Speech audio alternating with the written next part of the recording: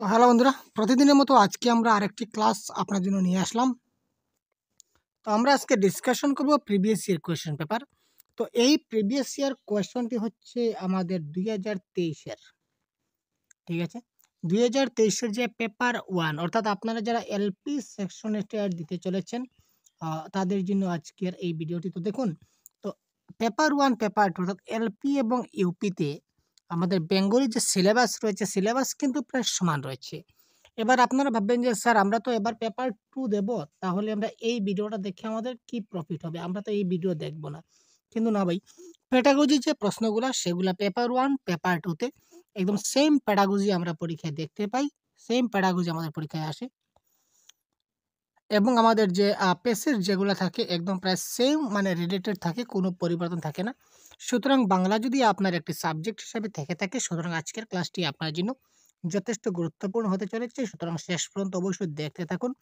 তো দেখুন, প্রথমে আজকে আমরা শুধুমাত্র পেডাগজির প্রশ্নগুলো সলভ করব। পরবর্তী ক্লাসে আমরা পেসেজের প্রশ্নগুলি আমরা আপনাদের সলভ করে দেখিয়ে দেব।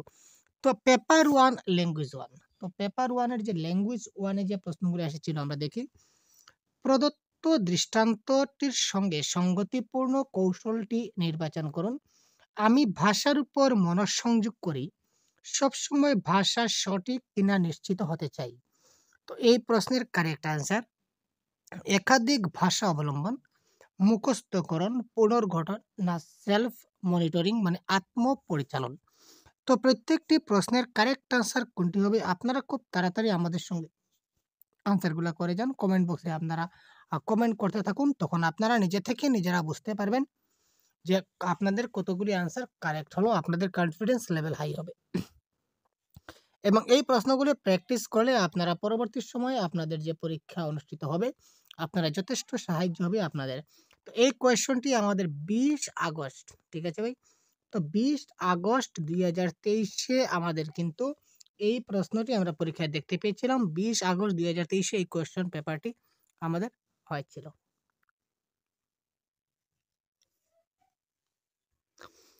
তো দেখুন, আমি ভাষার উপর মনোসংযোগ করি, সবসময় ভাষা সঠিক কিনা নিশ্চিত হতে চাই। অর্থাৎ আমি নিজেই নিশ্চিত হতে চাই যে আমি যে ভাষাটা বলছি সেটা ঠিকঠাক বলছি কিনা না। অর্থাৎ নিজেকে পরীক্ষা করা। তো নিজেকে পরীক্ষা করা, এটা হবে সেলফ মনিটরিং বা আত্মপরিচালনা দ্য রাইট আনসার। এবং পেডাগজিতে যখনই আপনারা দেখবেন যে মুখস্থীকরণ রয়েছে, সেটা হবে না। আর একাধিক ভাষা, এখানে তো কোনো একের বেশি ভাষার কথা বলা হয়নি। সুতরাং একাধিক ভাষা লঙ্ঘন হবে না। আর পুনর্গঠন রিভাইসের কোনো কথা হয়নি। সুতরাং সেটা হবে কি আত্মপরিচালন, নিজেই চিন্তা করা যে আমি ঠিকঠাক ভাষা ব্যবহার করতে পারলাম কিনা না। তারপর দেখুন, দ্বিতীয় শ্রেণীর পড়ুয়ারা গান গাইছে, মাথা হাত কাঁধ দুই, হাঁটু আর পায়ের আঙ্গুল ছুঁই। গাইবার সঙ্গে সঙ্গে তারা তাদের উল্লেখিত অঙ্গ প্রত্যঙ্গগুলি ঠিকমতো ছুঁয়ে ছুঁয়ে যাচ্ছে। মাথা আর কাঁধ দুই, তারা একবার যখন পড়ছে তখন মাথাতে হাত দিচ্ছে আর কাঁধে হাত দিচ্ছে। আবার হাঁটু এবং পায়ের আঙ্গুল ছুঁই বললে তারা হাঁটুতে একবার স্পর্শ করছে এবং পায়ের আঙ্গুলকে স্পর্শ করছে। তো এখানে শিক্ষক কোন পদ্ধতির আশ্রয় নিয়েছিলেন? সারগ্রাহী পদ্ধতি, শ্রুতি ভাষাগত পদ্ধতি, যোগাযোগমূলক শিক্ষা ভাষা শিক্ষণ না সমগ্র শারীরিক প্রতিক্রিয়া পদ্ধতি, টোটাল ফিজিক্যাল রেসপন্স। তো এখানে কারেক্ট আনসার কোনটি হবে? Question number 92। দেখুন, আপনারা এখানে দেখতেই পাচ্ছেন যে মাথা আর কাঁধ দুই, পায়ের আঙ্গুল ছুঁই বলতে বলতে তারা কি করছে? শরীরের অঙ্গ প্রত্যঙ্গগুলি তারা টাচ করছে। তো সেটাকে টাচ করছে, সুতরাং সেটা কি হচ্ছে? Total physical response. Correct answer কি হবে? সমগ্র শারীরিক প্রতিক্রিয়া বা total physical response is the right answer. তারপর দেখুন, এই ধরনের প্রশ্ন কিন্তু প্রত্যেকটি পরীক্ষায় আমরা দেখতে পাই। এই পরীক্ষাতেও এসেছে। কি দিয়েছে দেখি।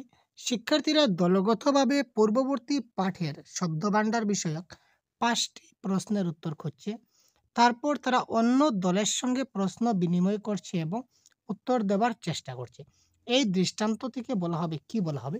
শিক্ষার্থীরা দলগতভাবে পূর্ববর্তী পাঠের শব্দভাণ্ডার বিষয়ক 5টি প্রশ্নের উত্তর খুঁজছে।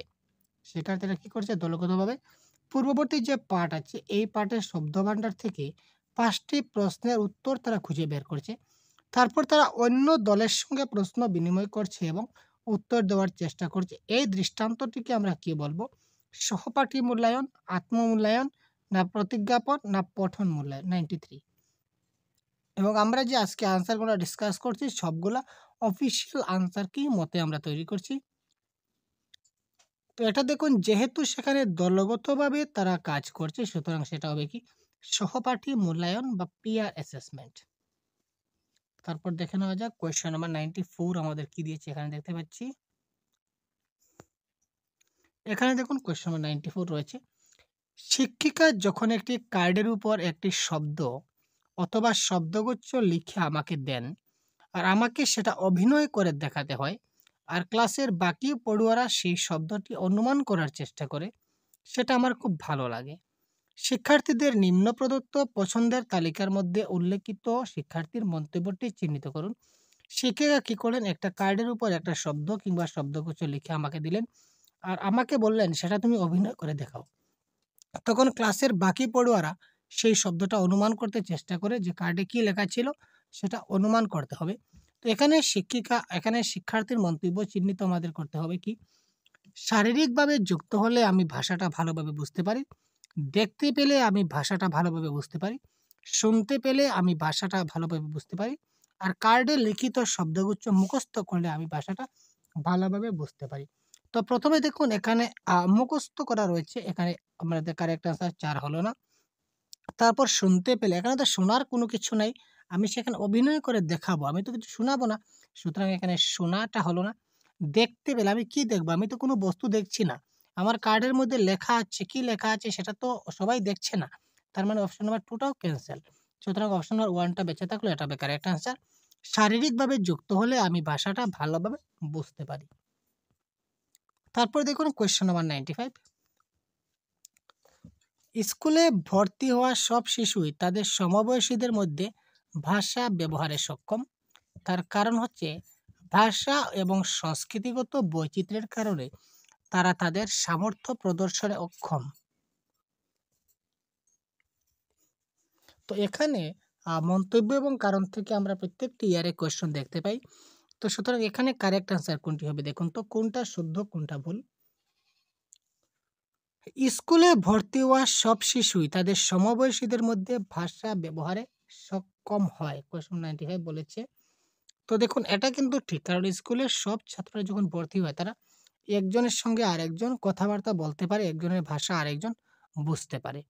কারণ কি, ভাষা ও সংস্কৃতিগত বৈচিত্র্যের কারণে তারা তাদের সামর্থ্য প্রদর্শনে অক্ষম হয়। সেটা অক্ষম বলেছে, অক্ষম নয়। যদিও তারা এখানে সক্ষম বলেছে, সক্ষম যদি হবে তো এখানে সক্ষম হওয়া উচিত ছিল, সেটা একক্ষম হবে না, সুতরাং এটা হবে ভুল। সুতরাং এখানে এ ঠিক কিন্তু আর ভুল, option number 4 is the right answer. তারপর দেখুন কোয়েশ্চেন নাম্বার 96, আমি শুধু নিজে থেকেই বলে দিচ্ছি, তো আপনারা কমেন্ট করুন তো কারেক্ট আনসার কোনটি হবে। কোয়েশ্চেন নাম্বার 96 খুব তাড়াতাড়ি কমেন্ট করুন। পঞ্চম শ্রেণীর মঞ্জিত তার শিক্ষিকা তার বন্ধু-বান্ধব এবং ২ বছরের শিশুর সঙ্গে ভিন্ন ভিন্নভাবে কথাবার্তা বলে। এর অর্থ মনোজিৎ জানে বিভিন্ন সামাজিক পরিস্থিতিতে কিভাবে ভাষা ব্যবহার করতে হয়। ঠিক আছে, পঞ্চম শ্রেণীর মনোজিৎ রয়েছে, সে তার শিক্ষিকা, বন্ধু-বান্ধব এবং ২ বছরের শিশু সবার সঙ্গে কিন্তু ভিন্ন ভিন্নভাবে কথাবার্তা বলে। সুতরাং কোন পরিস্থিতিতে কোন ভাষা ব্যবহার করতে হয় সেটা কিন্তু তার জানা রয়েছে।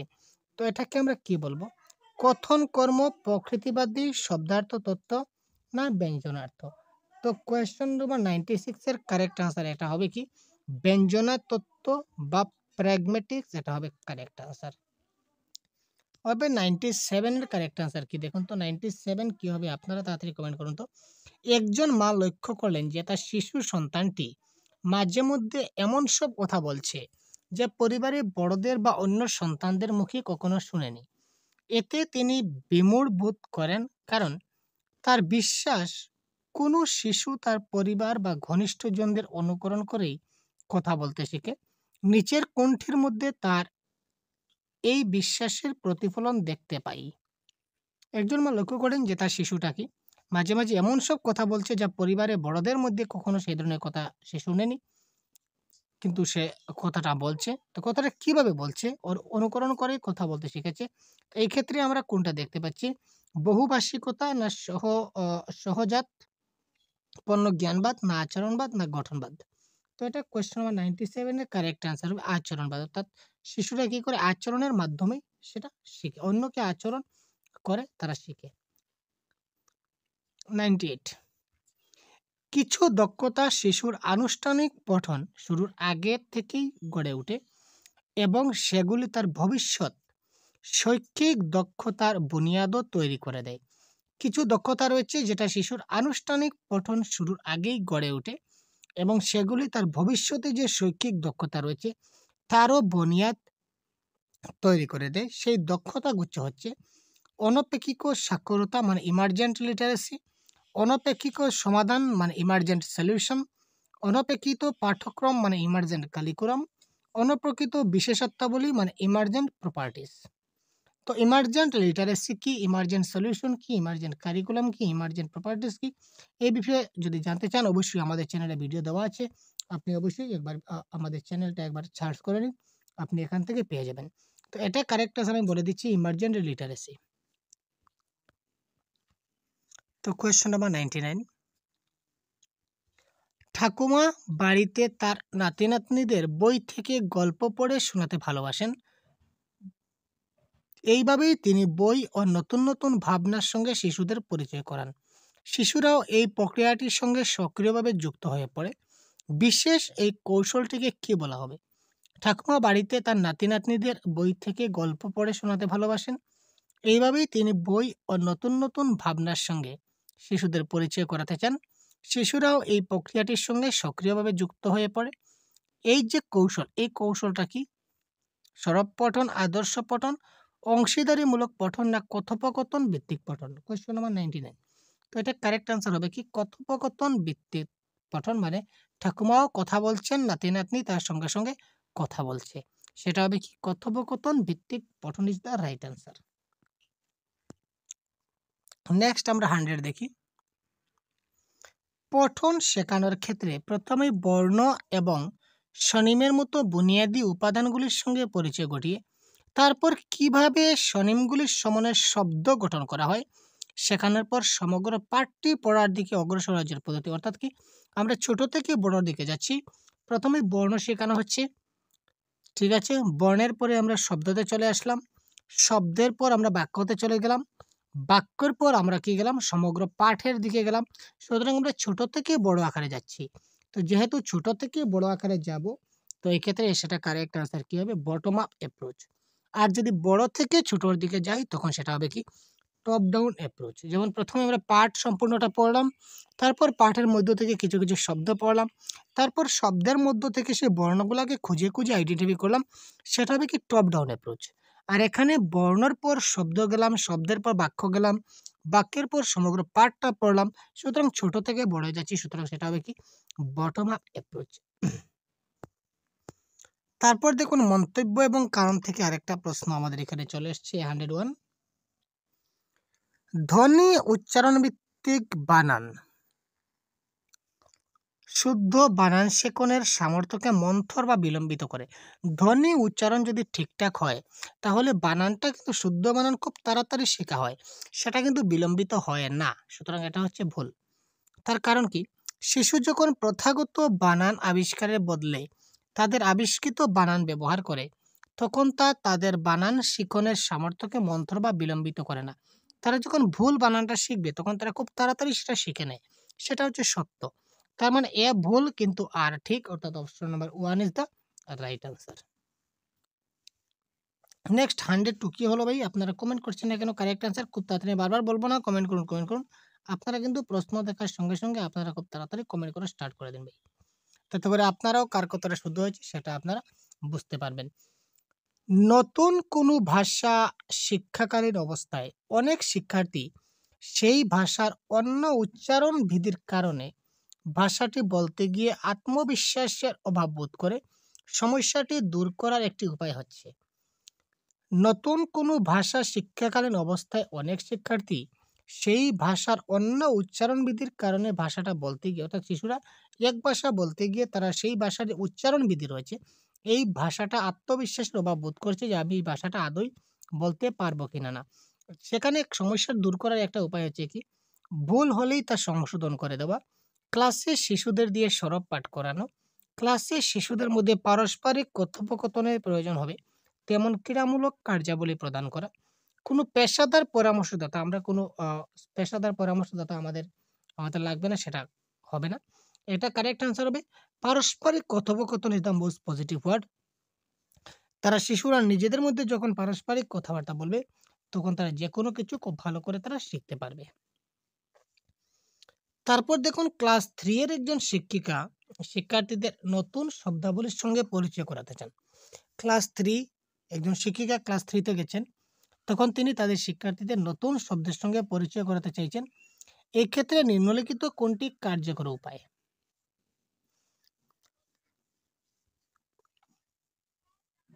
ক্লাস 3 তে শব্দ শেখাবো, এবার দেখি শব্দ শেখাবো কি করতে হবে। শিক্ষিকার উচিত ব্ল্যাকবোর্ডে শব্দগুলির অর্থ লিখে দেওয়া, শিক্ষার্থীকে সেগুলোকে মুখস্থ করা হবে না, কেটে দিলাম। শিক্ষিকার উচিত শিক্ষার্থীদের সেই সব শব্দের বিপরীত শব্দ জানানো এবং তাদের ভাষাতেই তাদের অর্থ বলে দেওয়া। ঠিক আছে, এখানে আমরা শব্দই জানলাম না, তো বিপরীত শব্দ জানবো কি করে? আচ্ছা, শিক্ষিকার উচিত শব্দগুলির সংক্ষিপ্ত সংজ্ঞা যদি প্রদান করি, তারপরে ছাত্রদেরকে কঠিন হবে, সেটা হলো না। সুতরাং option of 4 is the right answer. শিক্ষিকার উচিত নির্দিষ্ট প্রয়োগ পরিস্থিতিতে রেখে শব্দগুলির অর্থ ব্যাখ্যা করা, কারণ শব্দগুলো কিন্তু পরিস্থিতি ভিত্তিক, আমরা কিন্তু শব্দের অর্থগুলো কিন্তু পরিবর্তন হয়। একটা শব্দ কিন্তু অনেক সময় অনেক পরিস্থিতিতে সেটা পরিবর্তন হতে দেখা যায়। সুতরাং option number 4 is the right answer. তারপর দেখি ক্লাসের শেষ পর্যায়ে চলে আসছি। কোনো ভাষা লিখন হচ্ছে একটি দক্ষতার ব্যাপার, অর্জনের ব্যাপার, প্রক্রিয়ার ব্যাপার না উৎপাদনের ব্যাপার? 104। এখানে দেখুন ভাষা লিখন আমরা সবসময় জানি যে রাইটিং যেটা স্কিল, সেটা হচ্ছে কি একটা প্রোডাক্টিভ স্কিল। ঠিক আছে, রাইটিং স্কিলটা হচ্ছে কিন্তু একটা প্রোডাক্টিভ স্কিল, কিন্তু ভাষা লিখন এটা প্রোডাক্টিভ স্কিল। কিন্তু অফিসিয়াল আনসার কিতে কিন্তু এটার আনসার আমাদের দেওয়া রয়েছে দক্ষতা স্কিল। তো সেটা আপনারা একটু দেখবেন, আপনার কাছে বিবেচনাধীন রইল। তো ভাষা লিখন জেনারেলি আমরা জানি যে রাইটিং হচ্ছে একটা কি প্রোডাক্টিভ স্কিল, কিন্তু অফিসিয়াল আনসার কিতে এখানে স্কিল, দক্ষতা বা স্কিল দেওয়া আছে। ঠিক আছে ভাই, তারপরে দেখুন একদম শেষের দিকে চলে আসলাম। তো এখানে দেখুন আমি একটু ছোট করছি, নাহলে বোঝা যাচ্ছে না। তো এই 5টার সঙ্গে 5টা আমাকে মিলাতে হবে।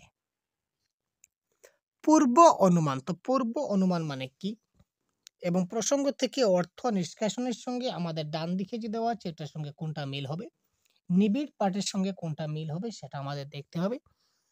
এখানে দেখুন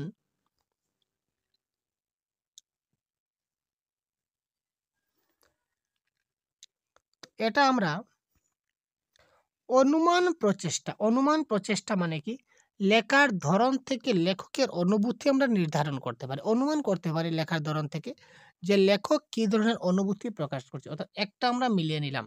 সুতরাং বি এর 1 হবে কারেক্ট অ্যান্সার।